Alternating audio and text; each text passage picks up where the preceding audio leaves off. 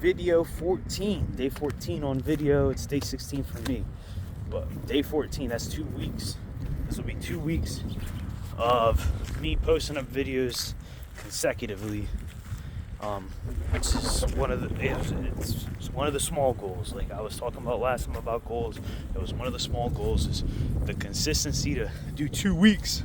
I said 2 weeks every single day is what I had written down, so I just accomplished that goal.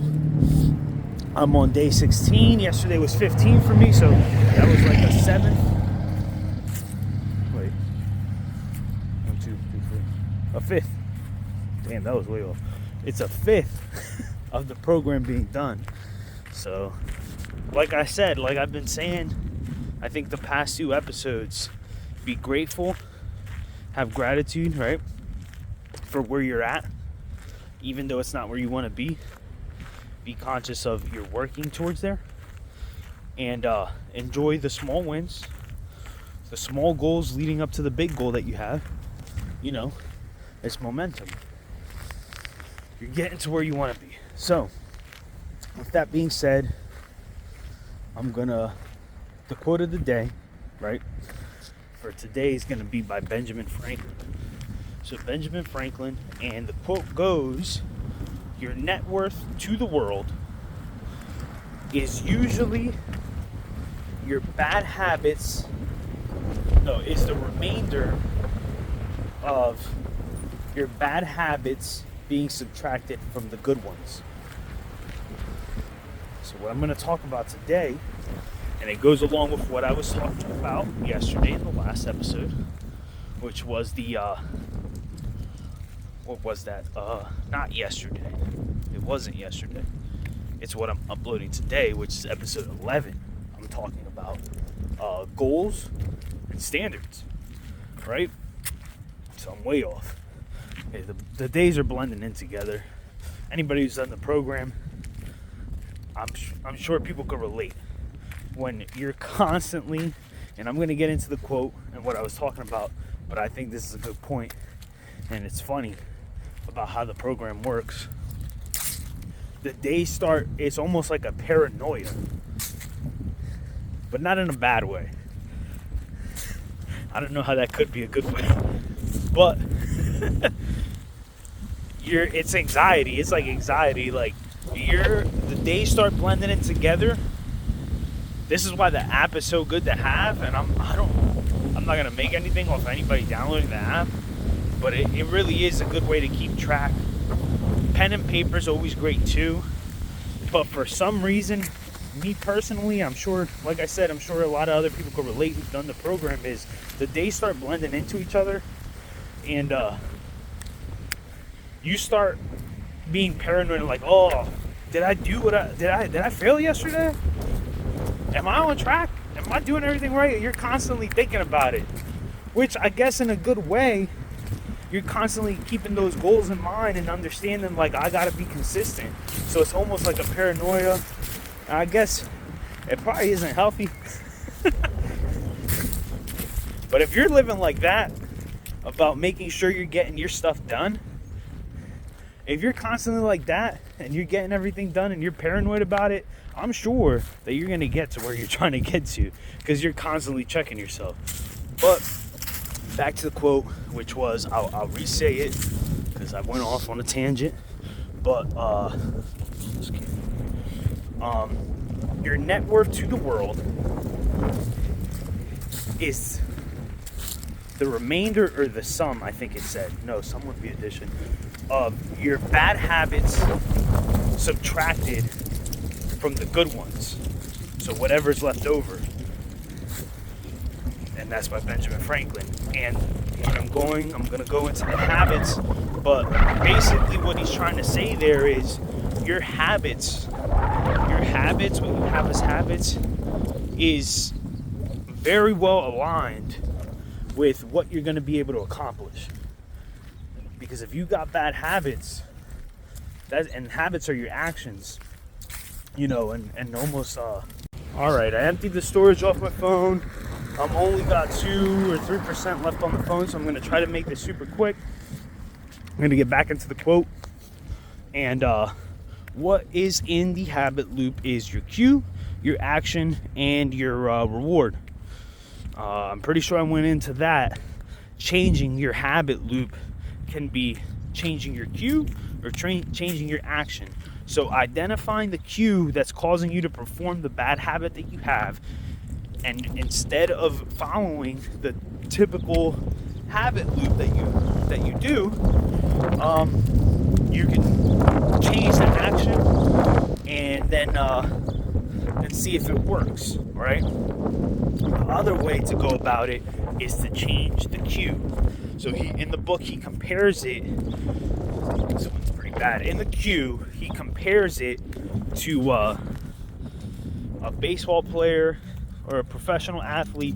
They're slumping, or they're striking out or whatever, and in order to reset their habit loop, and he trains actual professional athletes, so this is a real case scenario that this actually does work.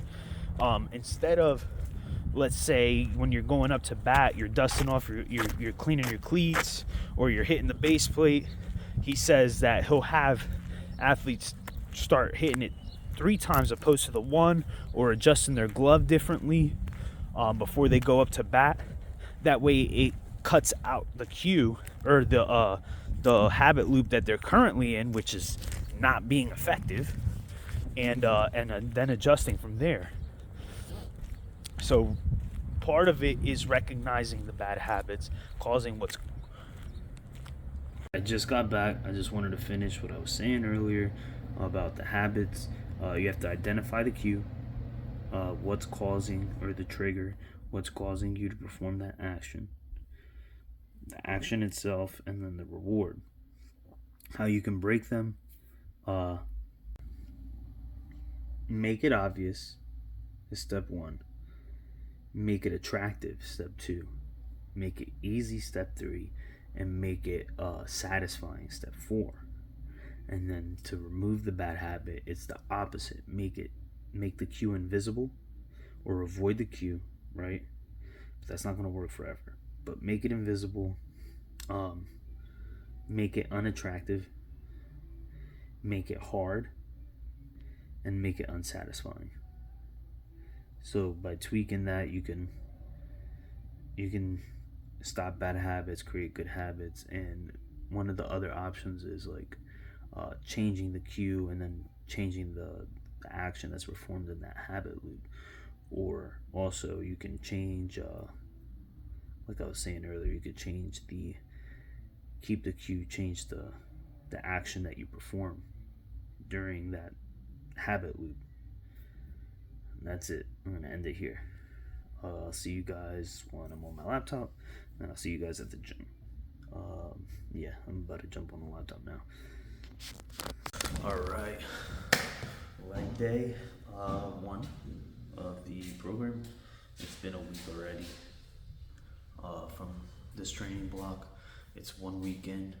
It does overlap, like I mentioned before, since I am only doing 5 days on in the gym straight, and then 2 days on the weekends going to be more HIIT training, mainly because I'm trying to burn a little bit extra calories, and yeah, it's just the way I'm going about the program. So it overlaps a day. So now it is, like I said, leg day 1 for the training week. We have hamstrings first. I'm going to do some RDOs. Then I'm going to do some leg curls. Then I'm going to do leg extensions, leg press supersetted with sissy squats like I did last week for that same training day. That way I keep everything the same. The progression is the same. And instead of 3 RAR that I did last week, I'm doing 2 RAR. Yesterday was upper day 1. I forgot to mention that. So, but I get started warming up right now with RDOs, super lightweight, just feeling the stretch on the hamstring, and then I'll go up to my working weight and go from there.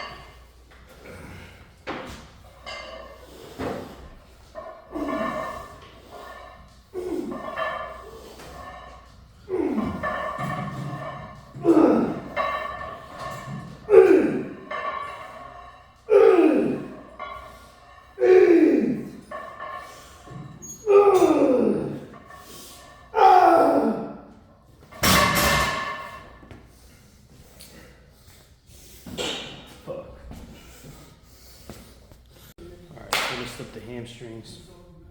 What I tried to do was isolate the hamstrings opposed to the glute. If you've noticed watching this, I don't have any set glute movements for solely glute on my program at all. And that's because I'm trying to bring up my ham, I'm trying to bring up my quads.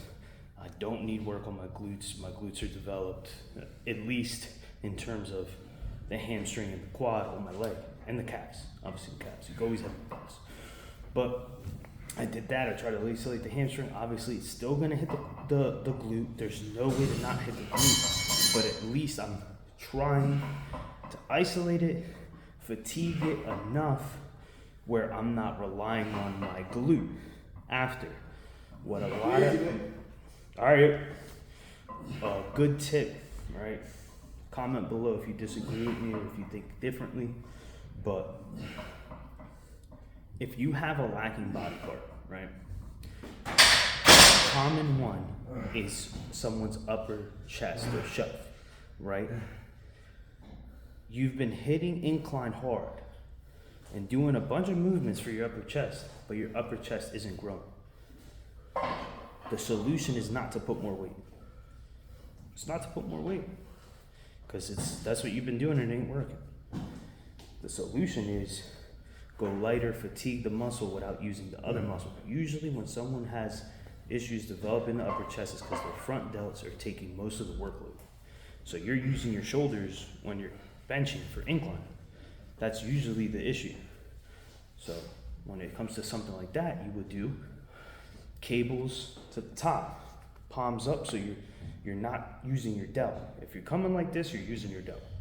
You can just go like this, feel your shoulder, and you can see it activate just from going like that or like this. Palms up. Hopefully you guys can see this. I'm trying to make this. All right, so where I was going with that is, that's what I'm doing with hamstrings. And then now I'm gonna hit quads. I don't wanna get too much into a rant. I'm about to do sissy squats, full sissy squats, but I'm gonna use assistance because I can't do a full parallel sissy squat by myself. But I'm gonna try. I'm gonna superset that with the leg press. And that'll be it for quads. So we'll cover it.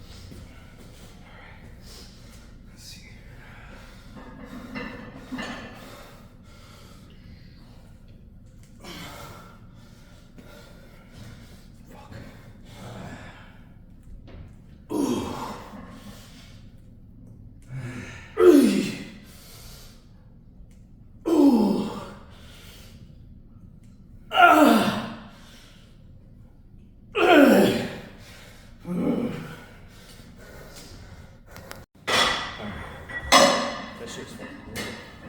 I got 2 sets of that, so one more. Fuck. Now, with the progression, RI, 2 RR, 1, and then failure. I'm not training to failure every time. I used to do that. It didn't work for me. I'm not on anything. I've never been on anything, but I'm not on anything. Not that that matters, but if I'm not recovering in time, I'm getting weaker. And since I'm cutting, your fatigue to stimulus, like managing that is huge. You figure, if you're pushing hard the whole time while you're cutting, balls to the wall. It's what I did last time. and I lost muscle because of that. Or I didn't look as good as I could have. Now, if you could go hard and recover from it, all power to you, right? Outwork somebody, that's great. Sounds good, but when it really comes down to it, are you lifting weights to get stronger and see who puts up the most weight? Or are you lifting weights to look good? See, I felt like this is something that needed to be said because I was thinking about it. A lot of times, we'll sit there and try to change the game in the middle of the game, and we see that we're losing. What do I mean by that? You see someone bigger than you, you're like, oh, I can outlift that guy. Nobody gives a fuck. When it comes to this, nobody gives a fuck how much you can lift. That's irrelevant. That's if you're going for like bodybuilding or looking good. All that matters at the end of the day is who looks the best. Now, you can sit there, make yourself feel better, and be like, I gotta work that guy, or I'm not working him. But if that's causing you and doing the opposite of getting you ahead, and it's actually making it worse, it doesn't make any sense. You're just kidding yourself. So, when it comes down to it, what matters is results. What matters is it's black and white. Either you're winning or you're losing. Either someone looks better than you or they don't. And shit, I'm not saying it like, bro, I'm trying to lose weight. There's plenty of people that look better than me. Plenty. As far as physique and everything, I'm fat. Let's be real. But I understand I'm trying to look better. And I know from experience from last time, I can't just keep pushing hard. Yes, to an extent, I am trying to get. So what I'm using right now is the RP Strength app. And I am trying to beat what I got last week because it tracks what I did last week. So I am trying to go up in weight and beat what I did last week. But I'm making sure that I'm keeping those reps in reserve because I understand that. And this is probably going to help a lot of people trying to cut during this program. And don't use this as an excuse not to go hard. When you need to go hard, you go hard. When you can feel you're getting fatigued, your joints are hurting, your forearms are getting tight, your grip's slipping, your fatigue's building up, and you need to back off a little bit. And that's just the reality. Some people recover faster, some people don't. It's all dependent on you. You have to be honest with yourself. Shit, I would love, don't get me wrong, like I gotta hit this next set.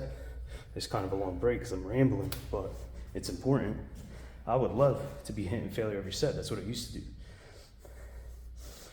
But then I'm not accomplishing my goal of looking better. Now, so everybody knows this isn't a fitness challenge, but I'm out here working out. If I'm working out, I'm gonna make sure I'm looking better, or at least getting closer to that goal of what I wanna look like. So I'm gonna cut it here, hit this next set. Hopefully that helps someone out, or make someone realize if they are going too hard. I don't even like saying it, sounds funny saying that, but they're not recovering in time and they keep beating themselves up before recovering. You're just wasting muscle. You're fucking yourself up. You have to deload fat more often. You're not gonna be able to sustain that cut. But I'll cut it here.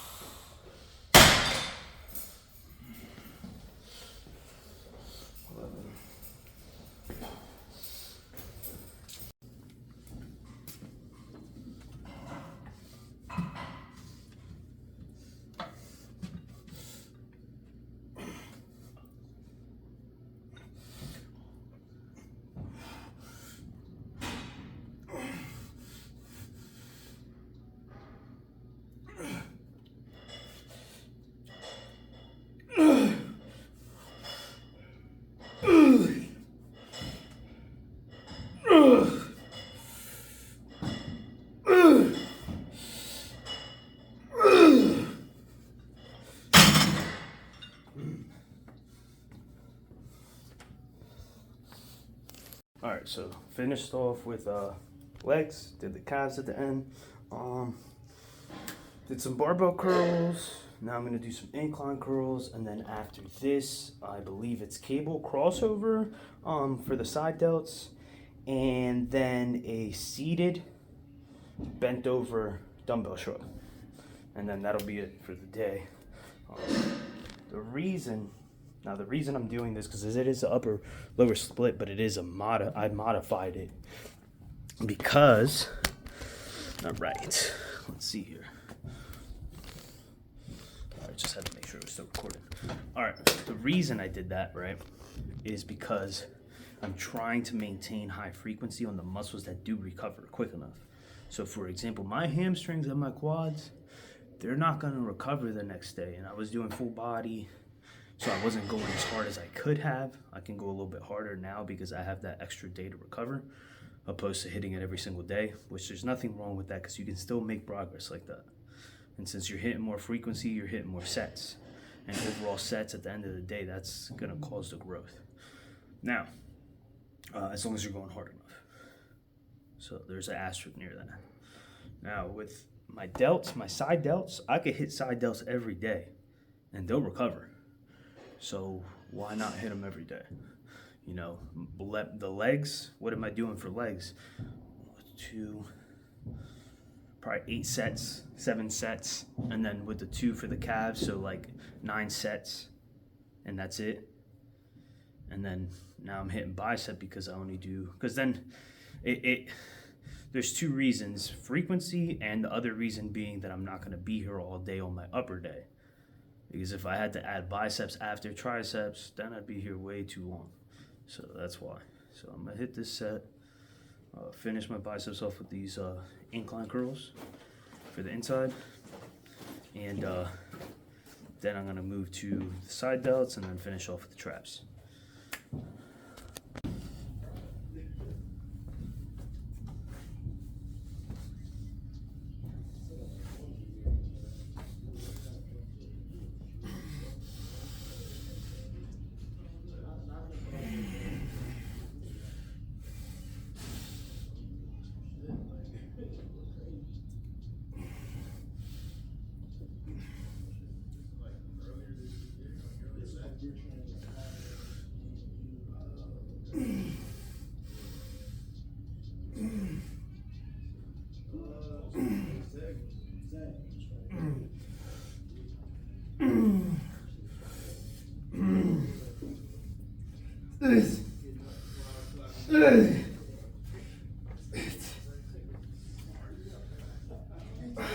That's it, I'm good, bro.